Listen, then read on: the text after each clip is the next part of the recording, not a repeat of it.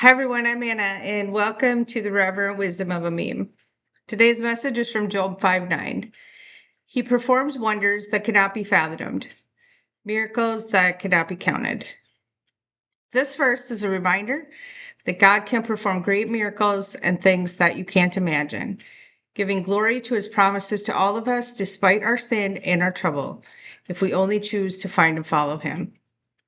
Basically, God will act in ways that are beyond human understanding and power.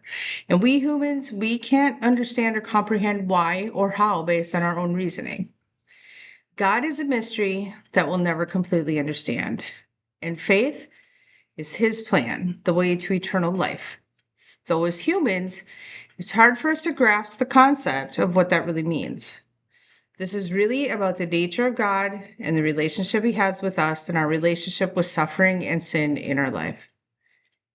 The book of Job is about a suffering man, one who faced incredible suffering and tragedy. His two friends come to visit him where he is laying on the ground, covered in painful sores, and realizing that he is very sick in his suffering. They spend 7 days with him in silence, watching him suffer and become enveloped in it. One of the friends offers words of comfort to Job and explains God's ways and his justice, hoping to see the understanding and faith in Job's suffering. It's an emotional, spiritual reflection while they try to understand why the suffering is happening. And Job, who at one time had been righteous and lost his health, his 10 children, and his wealth. He was a man who was a strong man in his relationship with God. He rebuked anything of the devil. And Job was spiritually attacked because of his challenge posed by Satan to God. Satan questioned God and assuming that Job would rebel and curse God because of his loss. And God very confidently allowed Satan to test Job. God finally spoke to Job after he called out and answered using questions showing the limit of understanding of our humanness. And once Job accepted the wisdom of God in faith, and even though he had suffered immensely, he had remained faithful to God and was restored twice as much as he had lost. He had new children and a long, healthy life.